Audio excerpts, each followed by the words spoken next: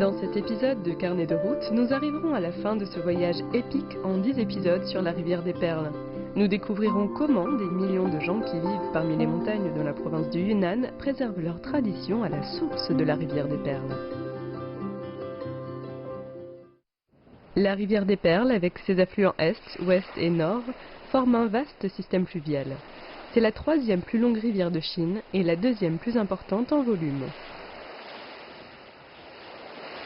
Près de sa source se trouve la ville de Tuting et à proximité le district de Luoping.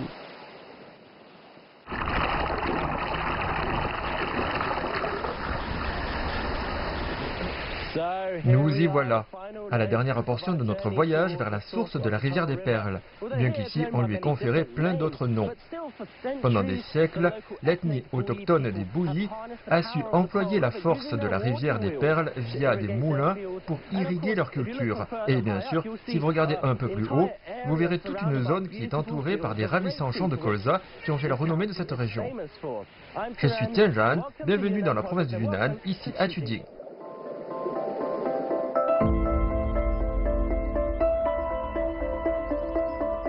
Parmi les trois grands systèmes fluviaux de Chine, celui de la rivière des Perles est le seul dont la source est facile d'accès.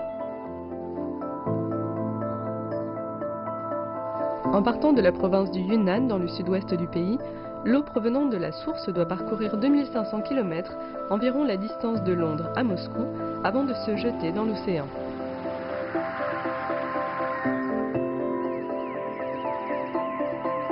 Ici, dans le district de Luoping, beaucoup des affluents de la rivière des Perles convergent pour former la rivière Nanpran, l'élément vital de l'économie locale.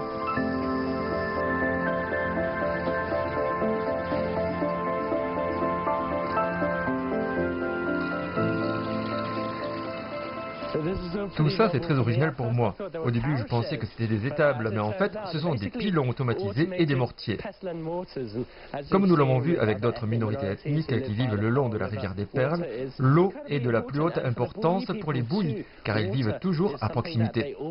Elle leur permet non seulement d'irriguer leurs champs, leur culture, mais c'est aussi une source d'énergie si vous l'exploitez en utilisant des roues hydrauliques. Par exemple, ici, ils ont ces énormes marteaux qui se soulèvent et qui écrasent des choses comme du maïs ou encore qui enlèvent le son du riz. Vous avez juste à les balancer là-dedans, vous attendez que l'eau fasse tout le boulot pendant que vous vous reposez tranquillement, enfin, selon l'intensité du courant.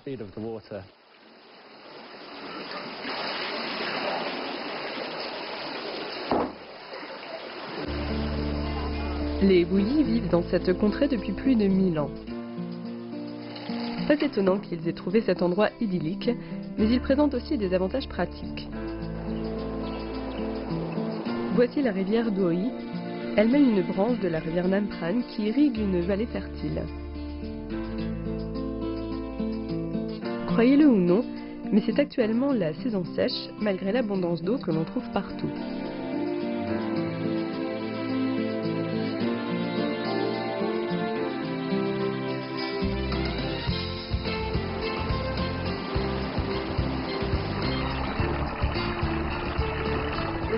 Ils viennent tous de la rivière? Oui, C'est quelle sorte de poisson, ça?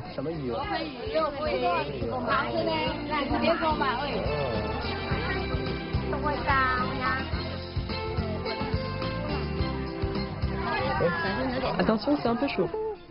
Ah oui, c'est vraiment chaud.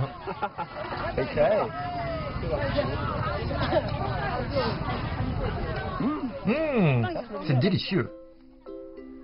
On dirait une sélection d'épices exotiques, mais c'est juste du riz gluant.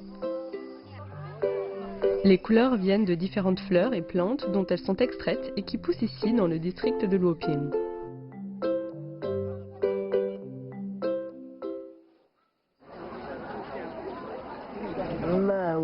Mon Dieu, est-ce que vous voyez ça? Ça ne chôme pas.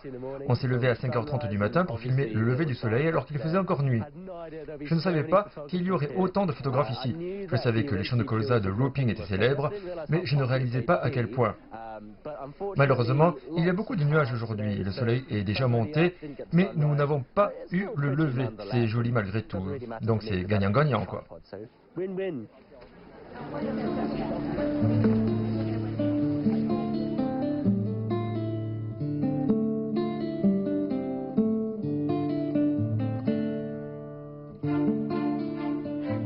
Les champs de colza ici s'étendent sur une superficie équivalente à Chicago.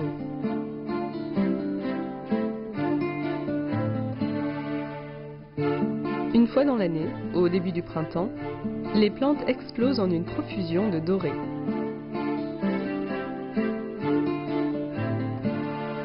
Et Luoping devient la toile de fond d'un festival international de fleurs.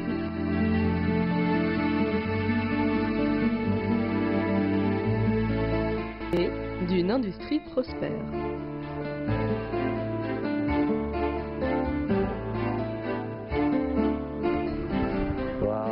Ces champs ne sont-ils pas magnifiques? Mais ces fleurs de colza ne sont pas là que pour faire joli. Cette plante est la troisième plus grande source d'huile végétale au monde. Et la Chine est par exemple le deuxième plus grand pays producteur au monde. Mais chaque année, le colza ne fleurit que pendant les mois de février et de mars.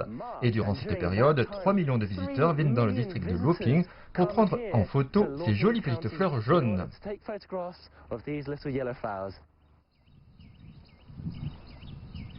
Les passionnés de photos ne sont pas les seules créatures à être attirées par les éclosions. Parmi eux, on compte des insectes qui sont relativement plus productifs. Bonjour. Est-ce que je peux entrer pour voir? C'est ici, c'est ça? Oui, prenez un chapeau. Ah, c'est ici, d'accord. C'était vraiment gentil de leur part. Nous avons, oui, je veux vraiment un de ces trucs. En fait, je ne sais pas si je suis allergique aux abeilles parce que je n'ai jamais été piqué. Mais ça, c'est pour le visage. Je m'en fiche si mes mains risquent d'être piquées, parce que je peux les mettre dans ma poche. Mais je pense que vous devriez probablement mettre un chapeau, non? D'accord, vous êtes des caméramans courageux.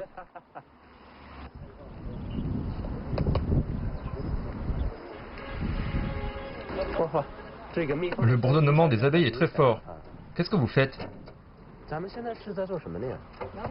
On fait tourner les cadres. C'est pour faire sortir le miel, c'est ça? Oui. Le miel est stocké dans les cellules. Et il est dans les parties foncées? Non, dans les parties blanches. Et qu'est-ce qu'il y a dans les noires? Juste de la cire. Je dois retrancher les opercules de cire avant de pouvoir faire sortir le miel. Ah, je vois. Goûtez. Ah, merci.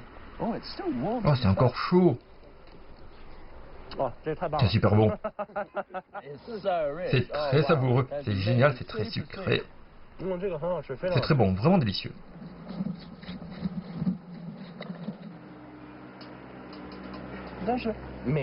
Si le colza ne fleurit qu'en février et en mars, qu'est-ce que vous faites le restant de l'année alors?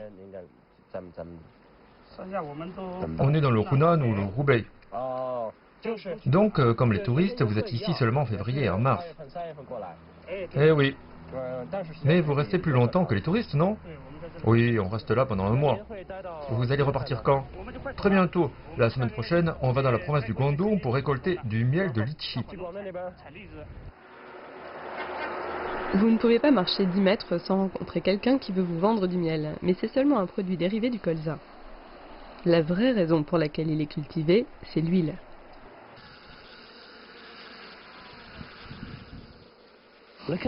Regardez-moi ça. Je me demande si vous savez ce que c'est. Ça, ce sont des graines de colza. Mais comment ces petites boules noires deviennent-elles de l'huile végétale? Eh bien, c'est la raison pour laquelle je suis venu dans cette usine, pour savoir comment ils la font de façon traditionnelle. Et ils sont très affairés. Bonjour, vous pourriez m'expliquer un peu comment l'huile végétale est produite? D'abord, on récolte les graines, ensuite on les rince 2 fois.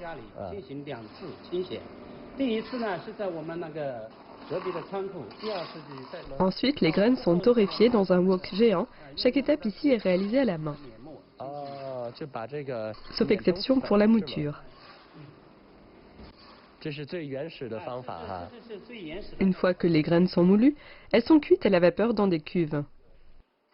Enfin, elles sont entourées dans de la paille pliée en forme de disque, en d'autres termes, des galettes pour extraire l'huile.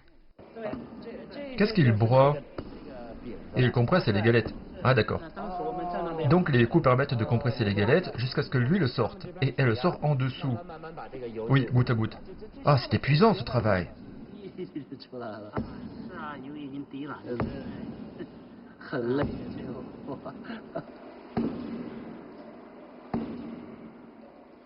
Je pense que cela va sans dire que la plupart des huiles végétales du monde sont produites dans des usines aujourd'hui. Nous avons vu à quel point c'est difficile de faire ça à la main. Mais alors, pourquoi des gens continuent à le faire? Voilà pourquoi, contrairement à l'acier mort et froid des machines, les Chinois pensent qu'il y a de la vie dans des choses telles que le bois, la paille, et lorsque vous faites quelque chose à la main, vous y ajoutez votre propre énergie. Et c'est pour ça que le goût n'a rien à voir. C'est bien meilleur.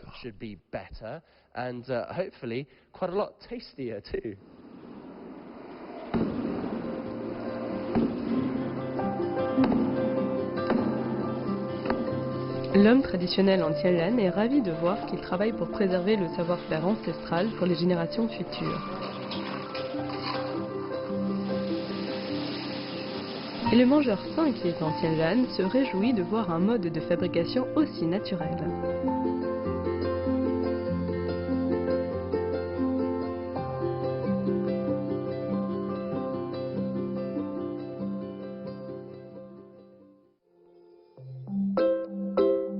À suivre, Tianlan espionnera de ses yeux un des oiseaux les plus aimés de Chine. Et il apprendra comment un métal tout à fait ordinaire a apporté de grandes richesses à un petit village de montagne.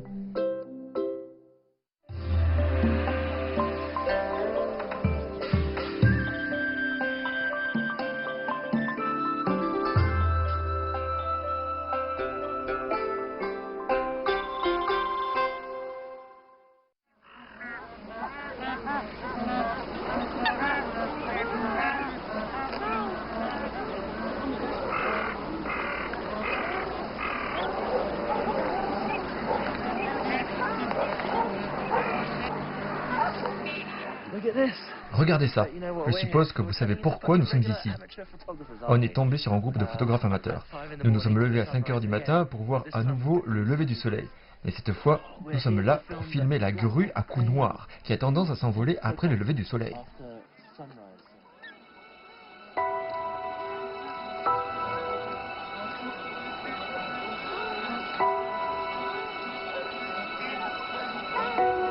Voici la grue à cou noir de la réserve naturelle du district de Huizhe.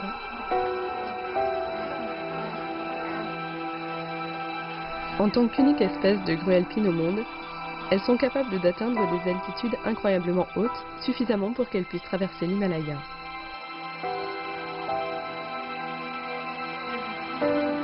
Les grues à cou noir sont vénérées dans la culture bouddhiste. Les Chinois les voient comme un symbole de fidélité.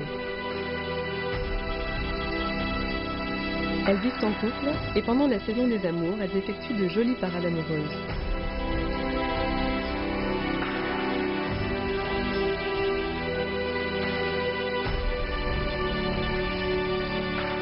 Il s'agit là d'un spectacle magnifique qui pourrait être le sujet d'une photographie digne d'être récompensée.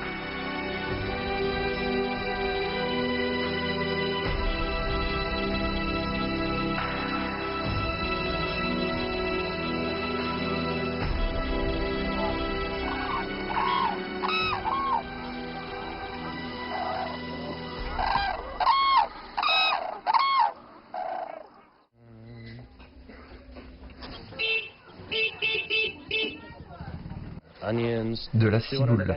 Une des meilleures choses avec carnet de route, c'est qu'on est amené à goûter à différents types d'aliments. Et le petit déjeuner est un de mes repas préférés, quand j'arrive à me lever suffisamment tôt. Nous avons un beignet salé. Ce qu'il y a dans ce bol, et qui ressemble à du lait concentré sucré, est en fait à base de pois. C'est gluant et c'est plutôt pas mal. Ça a du goût, plutôt un goût de pois aussi. Mais une fois que vous avez pris un bon petit déjeuner, vous pouvez vous détendre pour le reste de la journée. C'est un parfait moyen de commencer la journée.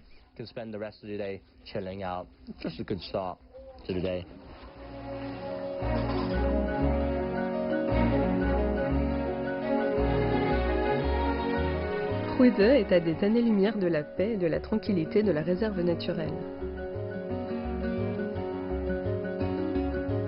Contrairement à d'autres anciennes villes restaurées qui peuvent avoir l'air toc, celle-ci fait authentique. Même le chaos ambiant est revitalisant. Les rues sont pleines de monde qui vaquent à leurs occupations et qui nous ramène à une époque où Ruize était une ville florissante grâce au cuivre.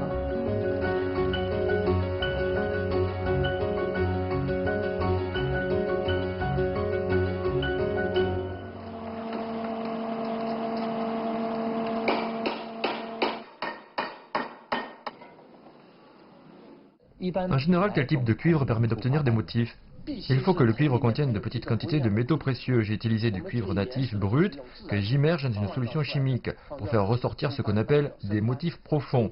Ce vase est un alliage de cuivre natif brut et pur. Ça permet l'apparition de motifs matures. Donc vous le trempez dans cette solution. Oui, c'est un secret de famille. J'allais vous demander ce qu'il y avait dedans. Il y a des extraits de plantes et plusieurs minéraux. Mais vous n'allez pas me dire lesquels. Oh non, ça c'est un secret. C'est une tradition familiale qui remonte à quand? Je suis la 13e génération. Et chaque génération utilisait cette solution? Oui. Et chacune l'a améliorée un peu plus. Savez-vous quels motifs vont apparaître une fois trempés dans la solution? Non, ce sera la surprise. Ça dépend des minéraux qui sont contenus naturellement dans le cuivre. Je ne sais pas ce que ça donnera. C'est la roulette russe, quoi. Eh oui. D'ailleurs, on avait coutume de dire « parier sur le cuivre ». Je vais le tremper. Pourquoi est-ce que vous avez choisi l'artisanat du cuivre? C'est beaucoup de travail. J'ai décidé ça après l'université. Mon père est la 12e génération et il a été nationalement reconnu comme héritier de ce savoir-faire. Ça aurait été dommage de ne pas suivre ses traces. Ce sont des connaissances transmises par nos ancêtres. Ça relève de ma responsabilité de perpétuer ça. C'est pour ça que j'ai étudié la métallurgie à l'université. Zhang He mélange habilement son intuition et des compétences héritées de ses aïeux avec l'approche méthodique des scientifiques modernes. Il prend le meilleur des deux mondes. Aucun doute que son travail est original. Chaque pièce est époustouflante. Et il n'y en a pas deux pareilles.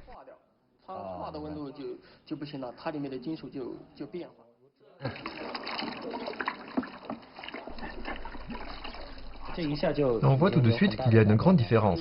Les motifs qui apparaissent sont très complexes, on dirait. Oui, les cristaux sont apparus.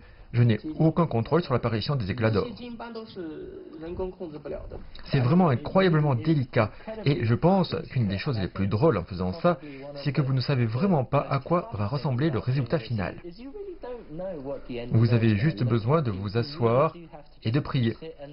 On peut voir qu'il y a de l'expertise ici, mais c'est surtout le facteur chance qui joue.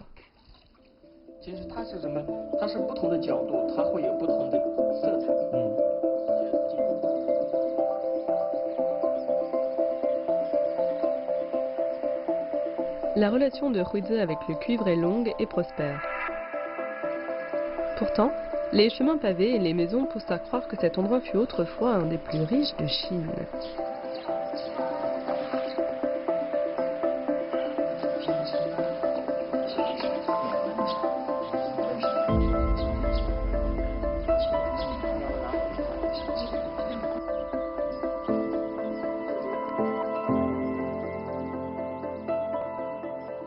C'est vraiment impressionnant. Vous pouvez toujours déduire, d'après l'art, si un endroit a été prospère. Au début de la dynastie Qing, il y a 400 ans en gros, on produisait du cuivre à cet endroit. Et il fut un temps où 70% de toutes les pièces de cuivre en circulation durant la Chine impériale étaient produites ici, à Ruize, ce qui a apparemment rendu beaucoup de gens riches. Et c'est pourquoi vous trouverez autant de salles de réunion de guildes. Ici, on en comptait 108 à leur apogée. Ce chiffre porte aussi bonheur selon les croyances bouddhistes.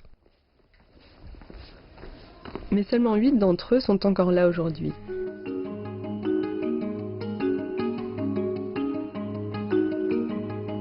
Le mieux préservé est la salle de réunion de la guilde du Jiangxi, qui arbore fièrement ce théâtre élégamment décoré.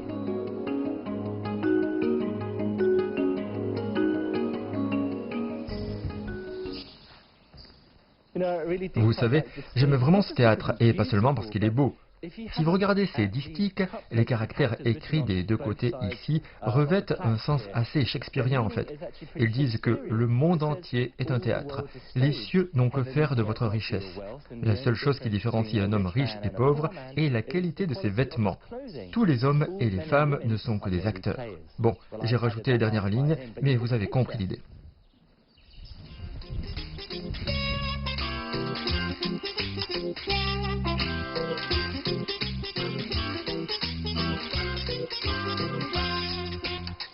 Ensuite, vous pourriez dire que la seule différence entre un homme riche et un homme pauvre est sa qualité de vie.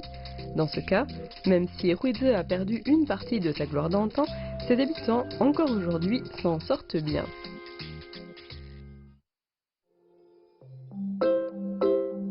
À suivre, Tianjin découvre un concurrent au prosciutto et au jambon ibérique à des milliers de kilomètres de l'Europe, dans un tout petit village de montagne.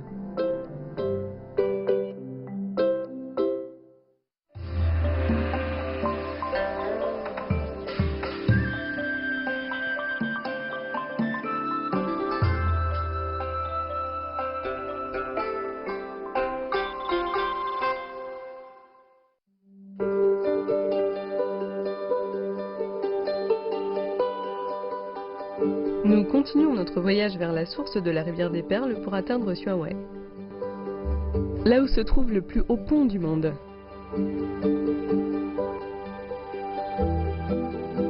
Ici, l'affluent de la rivière des Perles s'appelle la rivière Beipran, autrefois une voie de transport importante empruntée par les tribus qui vivaient ici, dans ces collines.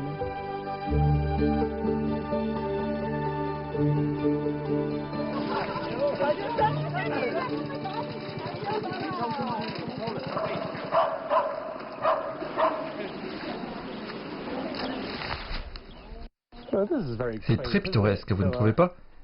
Il faut rouler 2 heures à travers les montagnes pour arriver ici, au village de Pangjega, qui est principalement connu pour 2 choses, ses bâtiments en pierre et son jambon cru. Ce qui est génial pour moi, car vous savez, je suis un gros mangeur de viande.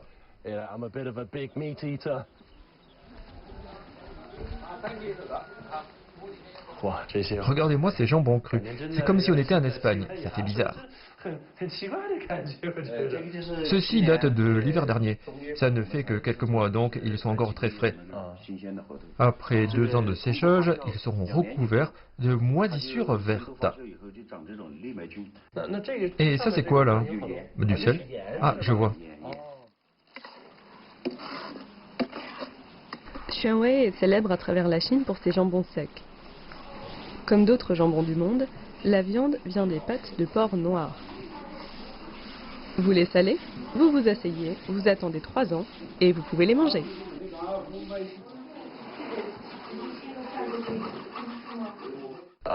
Moi, j'adore le jambon espagnol, mais je ne m'attendais pas à trouver du jambon ici dans le Yunnan. C'est une agréable surprise. Et pour les jambons qui ont séché moins de 3 ans, on les cuisine dans des soupes ou des ragoûts. On peut aussi les faire sauter. Mais on ne peut pas les manger crus? Non, parce qu'ils ne sont pas suffisamment âgés. Donc, est-ce que vos jambons... Allez-y, goûtez. D'accord. Oh, c'est tellement fin. Mon Dieu, cette odeur. Oh. Oh. Oh oui. Oh oui, ce n'est pas pareil que le jambon ibérique, parce qu'ils auraient utilisé un couteau différent qui aurait fait des tranches plus fines. Là, c'est beaucoup plus juteux, un peu plus savoureux, mais le goût du jambon est bien là. C'est exactement le même. C'est génial. Ah, c'est super. Les jambons crus espagnols sont faits de façon industrielle, donc ils contrôlent beaucoup mieux la quantité de sel qu'ils utilisent. Nous, on les fait à la main et on les fait sécher naturellement, donc le goût est différent. Là, c'est des années d'expérience. Oui, et de façon traditionnelle. Et cette tradition remonte à quand? 300 ans. Oui, notre couteau n'est pas assez grand. Et c'est là que la taille compte vraiment. Oh ma parole. Regardez-moi ça. Regardez un peu cette couleur. Oh mon Dieu, c'est vraiment lourd. Regardez-moi la couleur de ce jambon sec. C'est magnifique, absolument magnifique. Je trouve que ce jambon était vraiment délicieux. J'ai mangé beaucoup de jambon espagnol, mais je trouve que le vôtre est bon aussi, voire meilleur. Mais vous n'êtes pas facile à trouver par contre. Ce jeune homme qui est avec nous, Xiaobai, est étudiant à l'université et s'est porté volontaire pour aider notre village. À travers les réseaux sociaux et Internet, on espère attirer plus de consommateurs ici. Vous êtes très moderne. On y travaille. On a même une application. Xiaobai, montre-lui. Ça, c'est le compte officiel de notre village sur l'application WeChat. En bas du menu, il y a 3 options. Et celle-ci s'appelle « Élever en cochon ». Voilà, c'est notre petite application. Et c'est très facile à utiliser. Nos clients peuvent télécharger cette application pour partager ou faire l'achat d'un cochon. On a installé des caméras dans toutes les porcheries pour que les clients puissent observer comment les cochons sont nourris et sont élevés. Vous voyez, comme ça, nos clients peuvent aller en ligne et voir comment leurs cochons sont élevés. Et puis, vous avez l'information sur le prix de nos jambons.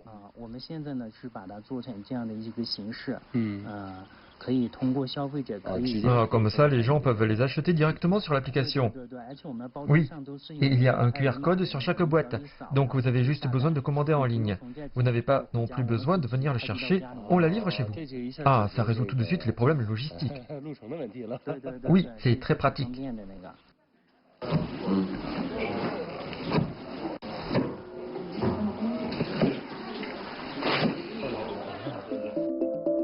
C'est tout l'art de garder des traditions en vie dans un monde moderne.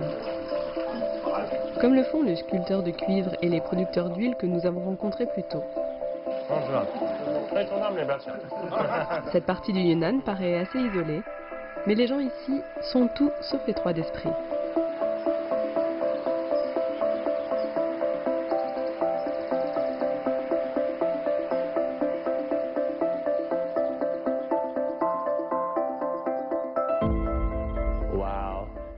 Eh bien, nous y voilà, la source de la rivière des Perles.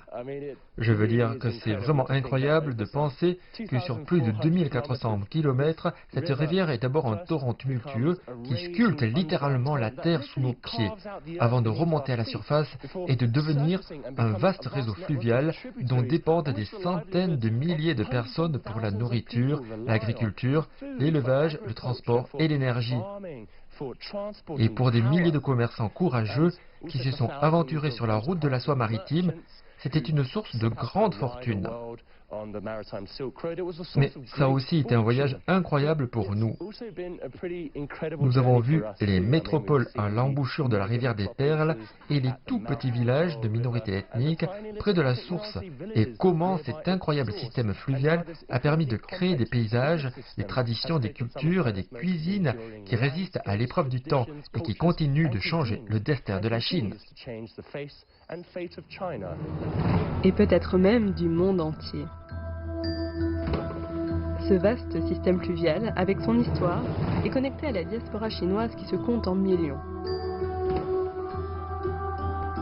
Et avec ses villes modernes, sur la route de la soie maritime, il est connecté aux 4 coins du monde.